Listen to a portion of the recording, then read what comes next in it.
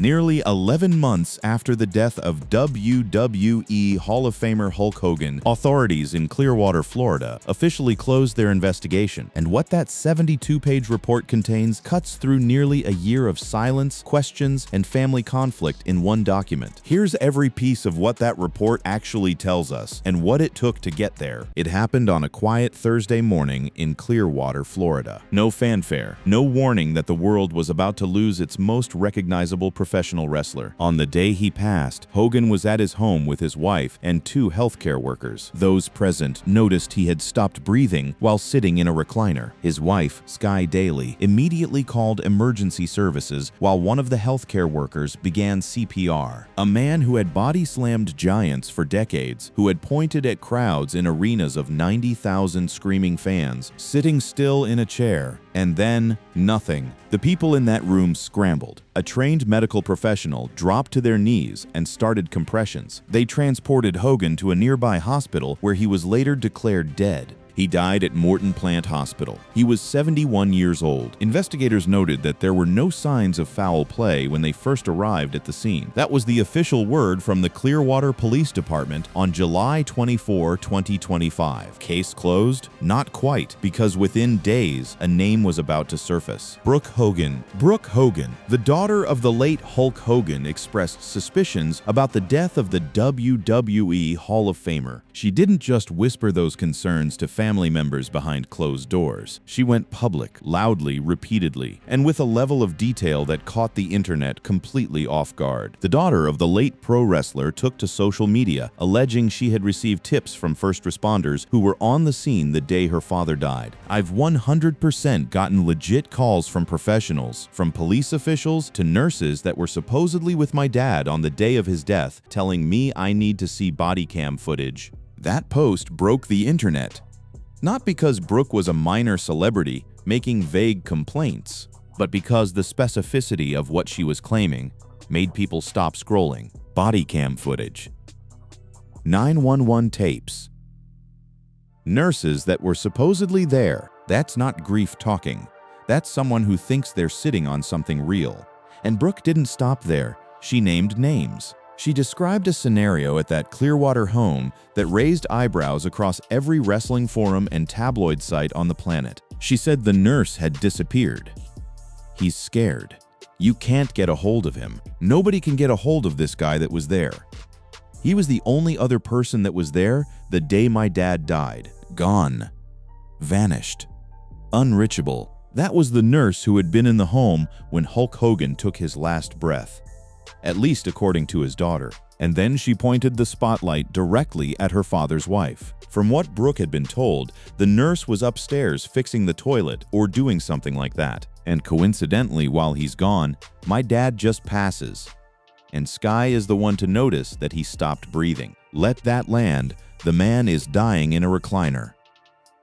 The trained nurse is allegedly somewhere else in the building, and the wife is the one who notices he's gone. Brooke was essentially saying, something here doesn't add up. The combination of those three details, the absent nurse, the private doctors, and the private autopsy, was enough to turn a grief story into something far more complicated. After Brooke voiced her concerns, the Clearwater Police Department told TMZ Sports there are no signs of foul play or anything suspicious about the death. But Brooke wasn't buying it. And now, with the final report released, we're about to find out exactly what investigators found when they went looking for those answers. Before you can understand how Hulk Hogan died, you have to understand what his body had been through in the decades before that morning. This was not a man who had floated through his years in professional wrestling untouched. He was 6'7", north of 300 pounds in his prime, and for the better part of 3 decades, he hurled himself into ropes, crashed onto canvas, and absorbed punishment that would have shattered most people in their 20s. The bill for all of that came due. Slowly, painfully, and in waves. In a September 2024 interview on Logan Paul's Impulsive podcast, Hulk Hogan revealed that he underwent like 25 surgeries in the last 10 years. The WWE Hall of Famer needed to have both his hips and knees replaced and around 10 procedures on his back. 25 surgeries. Let that number breathe for a second. A surgeon had opened him up and put him back together again 2.5 dozen times over the course of a single decade. And through it all, publicly at least, Hogan kept smiling. In 2023, he quipped, "I'm 69 years old, but I feel like I'm 39. That was the character. That was always the character. Defiant, indestructible, larger than life. But the medical records told a very different story. Hulk Hogan had not publicized a cancer diagnosis during his lifetime. The late wrestling legend had a history of chronic lymphocytic leukemia, per the Pinellas County Forensic Science Center. This was information that never made it into a WWE promo or a press release. His family didn't know. The public didn't know. He carried it quietly, the way men of his generation often carried things, in silence, behind the grin and the bandana and the pointed finger. His medical records also noted he had a history of atrial fibrillation as well as chronic lymphocytic leukemia, a form of cancer of the blood and bone marrow. This type of leukemia is labeled chronic due to its slow progression and often only requires treatment months or years after diagnosis. So here's what was actually happening inside the man that YouTube thumbnails showed flexing in his bandana: an irregular heartbeat, quietly deteriorating blood cells, and a frame that had been carved apart and reassembled 24 times. The body was failing from multiple directions. In May 2025, he underwent neck surgery. That procedure, the last major surgery of his life, would become the centerpiece of one of the most significant unanswered questions in this entire story. The potential malpractice suit being considered by his family would center around that neck operation. Sky Daily believed Hogan's phrenic nerve, which controls breathing, was compromised during that procedure. The phrenic nerve plays a critical role in breathing by controlling the diaphragm, and damage to it can lead to serious respiratory complications.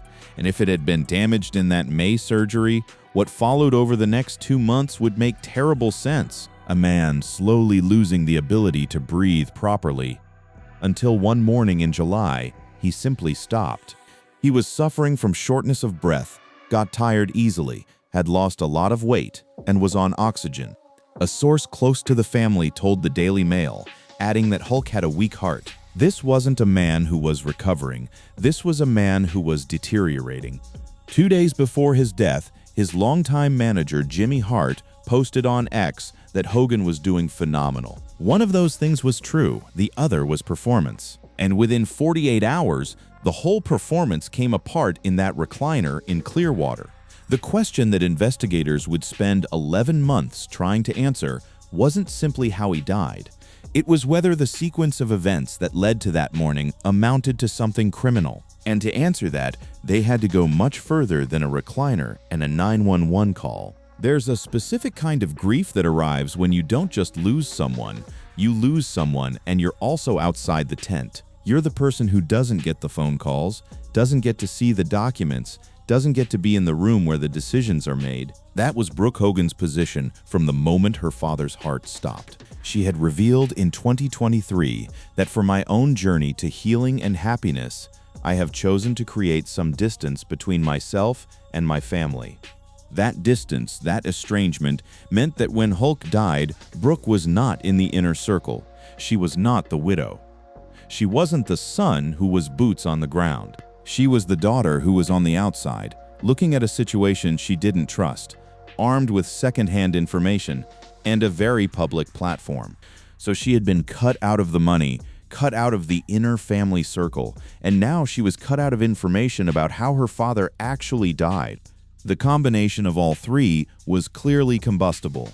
Brooke appeared on the Bubba the Love Sponge show and expressed concerns about Hulk's death, particularly the decision to call a private doctor to sign off on it. That became her central argument. Every single person involved in her father's death was private. Private nurse, private doctor to certify the death, private autopsy. If there's nothing to hide, then there's nothing to hide. It's the premeditated, like already knowing to call the private doctor down to sign his time of death versus the guy that's on duty at the ER who would normally do it, right? Now, on the surface, that question sounds damning. Why would you call a private physician to the hospital when there's already a doctor present who can certify a death? The answer, of course, is that wealthy people with their own medical teams do this all the time. Hulk Hogan had private health care. He had a personal physician. His wife called someone she trusted, but Brooke didn't see it that way. To her, the pattern felt deliberate. Brooke compared the situation to a game of Clue, saying she felt like she had almost every piece except the one thing needed to prove what really happened. Why are we making changes to an autopsy after the guy's been dead for 10 or 11 months at this point? Why are there still changes being made is my question. The private autopsy, commissioned by Sky and Nick, was apparently still being revised months after it was completed. Brooke claimed she was told by the chief of police that the doctor who conducted the independent autopsy was still making changes to the report months after her father's death. Apparently, the doctor who did the independent autopsy was making changes as of Sunday. Brooke shared in one episode, and there's the complaint that drew the widest engagement online.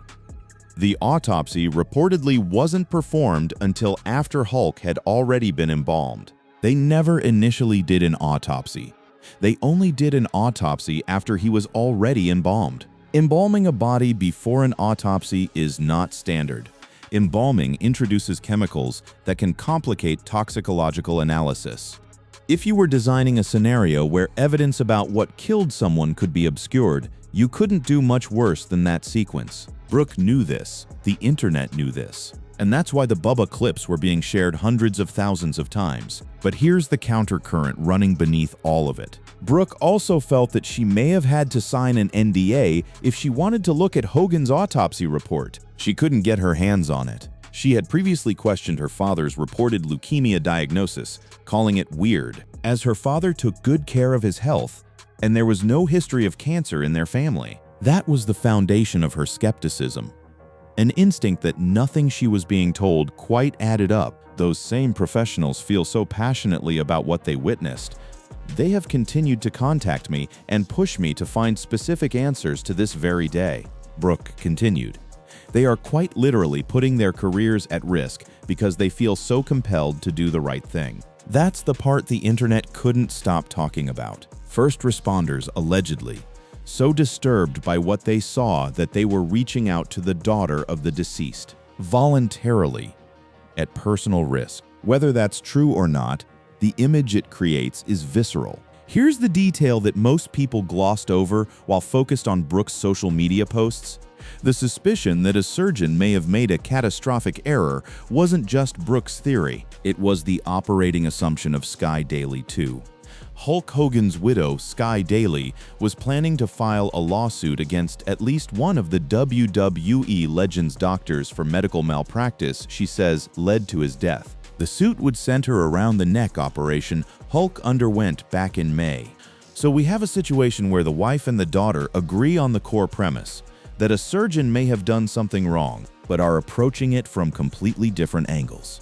Sky's approach was legal and measured. She ordered the private autopsy, controlled the documentation, and quietly moved toward litigation. Brooke's approach was the exact opposite: public, emotional, and openly accusatory. The family filed a petition in Pinellas County seeking a 90-day extension of Florida's statute of limitations to investigate a potential medical malpractice claim. The petition was filed on behalf of Sky Daily, Nick Balea, and financial advisor Terry McCoy, who were representing Hogan's estate.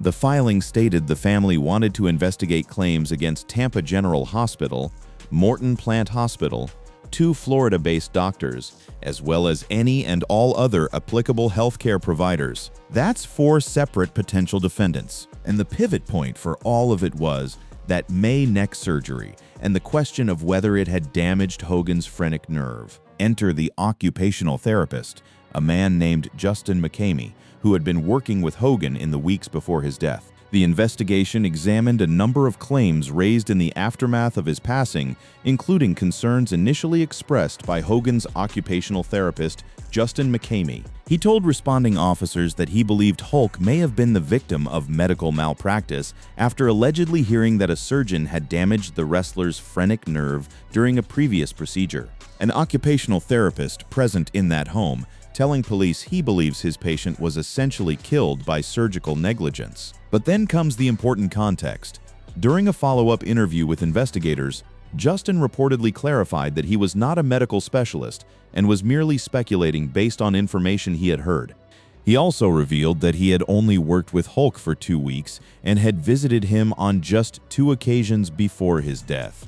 So the phrenic nerve theory wasn't coming from Hogan's surgeon or a cardiologist or anyone who had reviewed the medical records. It was coming from a therapist with 2 weeks on the job who had heard something secondhand. That's a long way from evidence, but it's also exactly the kind of thread that, when you're grieving and suspicious, you pull as hard as you can. In the estate petition, Nick said Hulk left behind $799 in personal property, intellectual property valued at $4 million, $200 in cryptocurrency, and an unknown value for a potential medical malpractice lawsuit. That potential lawsuit was already being factored into the estate before investigators had even finished their work. The family was clearly moving on 2 tracks at once: a criminal track through cooperation with the police investigation, and a civil track through the malpractice petition. Security camera footage and the private autopsy results remained in the possession of Hogan's family, and the medical records were exempt from public disclosure. So while the police were investigating, key materials were controlled by the very family that had concerns about the death. That's not inherently sinister. The police had access to what they needed through the family's cooperation, but it does mean the public has never seen the full picture, and likely never will. Hogan's heart attack was a consequence of his history of atrial fibrillation and chronic lymphocytic leukemia, according to the cremation approval summary report. Both conditions on their own increase the risk of cardiac events significantly, combined with the physical trauma of multiple recent surgeries on a 71-year-old body. The medical picture was already grim before anyone started asking about nerve damage. The family's position, and it's worth being precise about this, was never that someone had walked into that room and done something to Hulk Hogan. The malpractice theory was that a doctor had made an error in a surgical setting months earlier, and that error had set a chain of events in motion that ended in a recliner on a Thursday morning. That's a very specific kind of wrongdoing, and it's one that criminal law is almost never equipped to address. When the Clearwater Police Department released their final report in June 2026, it landed with a clarity that 11 months of speculation had not been able to provide. On June 5, 2026, Clearwater Police announced they had closed their investigation into Hulk's death after an extensive review of evidence, witness statements, and medical records. The department released a 72-page report on Bolea's death, as well as interviews with Bolea's occupational therapist. Every witness interviewed, every recording reviewed, every medical file examined. And at the end of it all, the conclusion was blunt. Authorities determined Hulk's death was an attended natural death, following a comprehensive examination of the circumstances surrounding his passing. The private autopsy, the one Brooke couldn't access, the one being revised for months, the one that had generated so much heat online, had its findings summarized in the report.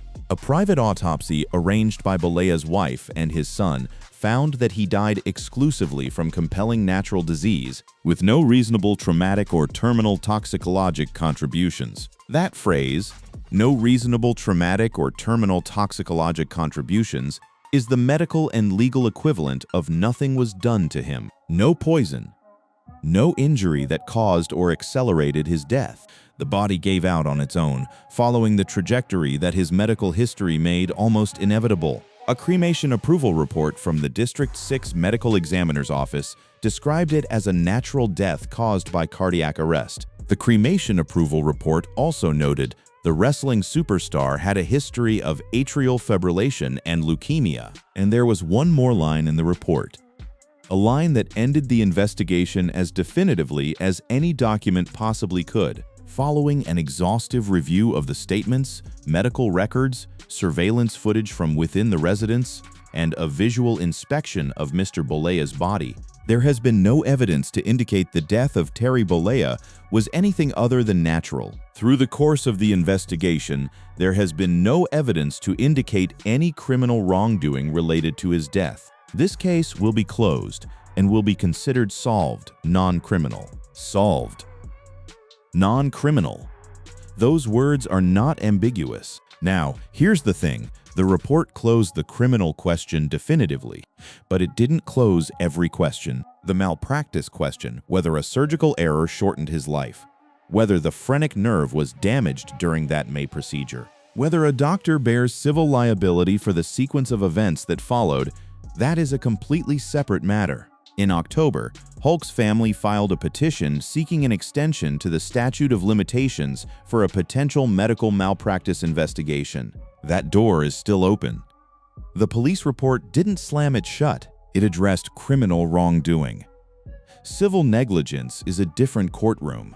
Clearwater Police publicly thanked Hulk's family and legal team for their cooperation throughout the investigation, and Rob Shaw, the department's spokesperson, made a point of acknowledging what that cooperation actually cost the family emotionally. Shaw said, "Their willingness to allow our investigators access to very personal information at a time when they were grieving and struggling was extremely helpful. We would not have had the legal justification to obtain much of the information without their cooperation. That's important." The police couldn't have compelled much of this information legally. The family handed it over voluntarily, including the surveillance footage from inside the house, including the medical records that Brooke had said she couldn't access. Sky and Nick opened the door and let investigators walk through every room. The result is a report that, whatever your feelings about the family dynamic, carries real weight. For Brooke, none of this is easy. She was cut out of the will. She was estranged from her father in his final years. She didn't get to be in that room when he died, and she hasn't been in the rooms where the decisions have been made since. The questions she asked publicly, some of them messy, some of them pointing in directions the evidence didn't support, were the questions of a woman who didn't have access and was trying to get it the only way she could. Through a microphone, through an Instagram story, through Bubba the Love Sponge. Brooke Hogan had said she was still keeping secrets to protect people amid the Hogan family fallout. Whether there are more revelations coming in a civil courtroom, in a lawsuit against a surgeon, in some future document that becomes public, nobody knows yet. What the Clearwater Police Department has told us is that no one killed Hulk Hogan. A body that had been carrying too much for too long finally stopped carrying it. That's the answer the 72 pages delivered. And after 11 months of everything that came before it, that answer, plain and heavy as it is, reveals everything.